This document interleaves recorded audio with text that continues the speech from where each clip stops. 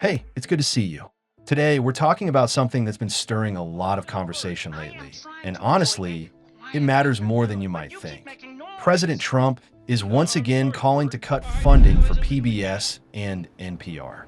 Now, at first glance, that might sound like just another budget decision in Washington. But if you've ever grown up with Sesame Street, tuned into your local NPR station on your morning commute, or relied on public broadcasting for classroom learning or local news, this hits a little closer to home.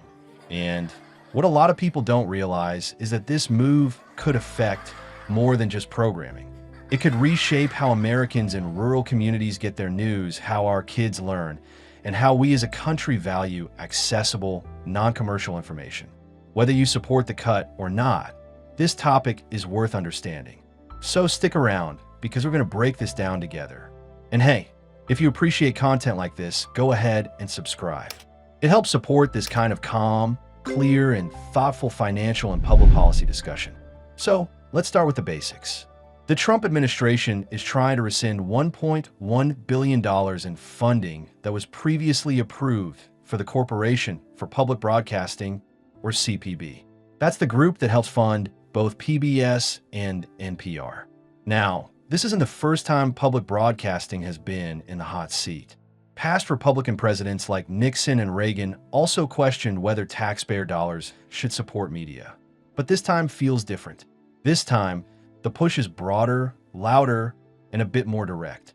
And according to the administration, this isn't just about saving money. Officials have said NPR and PBS are promoting what they call woke indoctrination. They've pointed to specific stories like a children's program featuring a drag performer or NPR segments that explore topics like gender identity and language. The argument is that these aren't neutral stories and that public media has moved too far away from representing a broad range of American perspectives. Russell Vought, who runs the Office of Management and Budget, said this on Steve Bannon's podcast, calling PBS and NPR a front line in the culture war. And that's the real reason this funding cut is getting so much attention. It's not just about numbers. It's about how we define public values and who gets to shape the national conversation.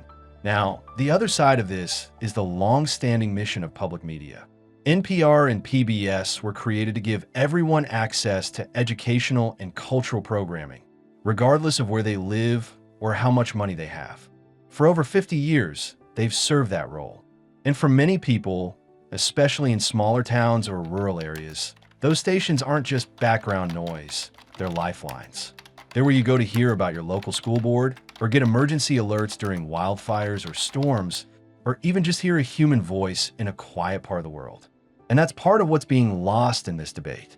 When people hear cut public media funding, they might think of big national shows. But the impact would hit local stations first. According to a past internal report, up to 18% of public radio stations could shut down if CPB loses its funding. That could affect about 30% of listeners. In places like Alaska, public media isn't just helpful, it's essential. It connects communities that aren't easily reached by traditional news or broadband. What's more, even though NPR and PBS don't rely heavily on federal dollars directly, NPR gets about 1%, and PBS gets around 15 or 16%. It's the local affiliates that depend on CPB funding to keep their doors open.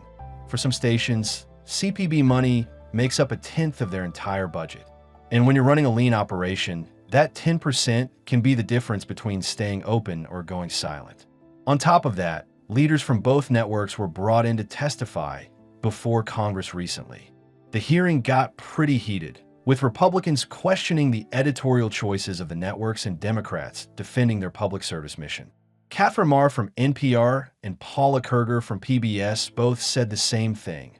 Cutting this funding would be devastating, not just for them as organizations, but for the people and communities they serve.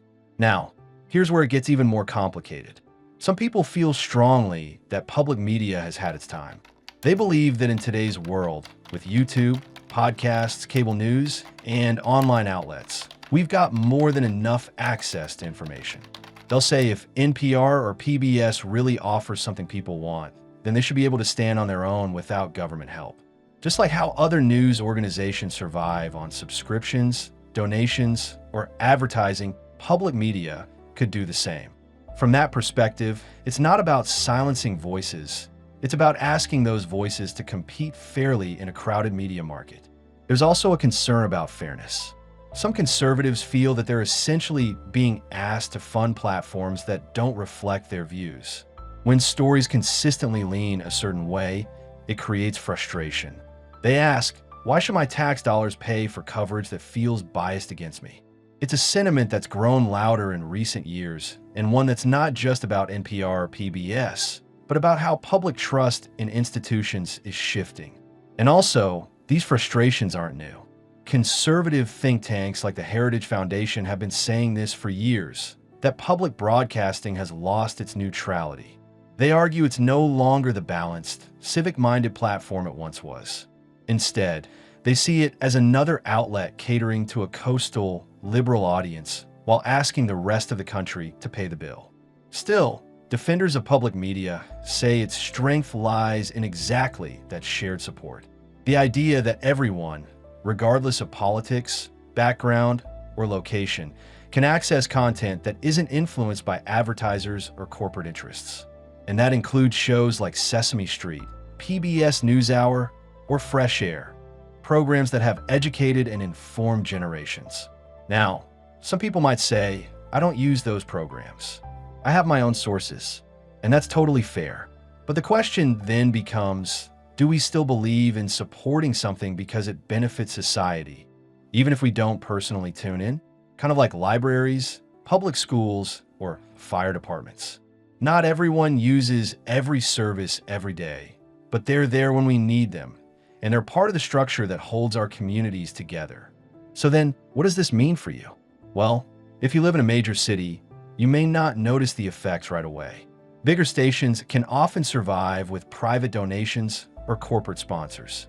But if you live in a rural town or somewhere with fewer media options, the loss of even one local station can make a big difference.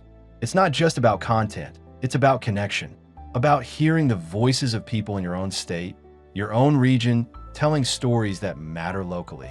But here's the thing, this isn't really about liking or disliking PBS or NPR. It's about what kind of public investment we believe in. Do we still value shared, non-commercial media? Or are we ready to say that those things only survive if they can pay for themselves? Let me know in the comments. Do you think public media still has a place in today's world? Have you ever relied on NPR or PBS? Or do you think the government should step back and let private media take the lead? I'd really love to hear your take. And if you found this helpful or thought-provoking, consider subscribing. It helps keep this channel going and brings thoughtful conversations like this to more people. Thanks for spending some time with me today. I'll see you in the next one.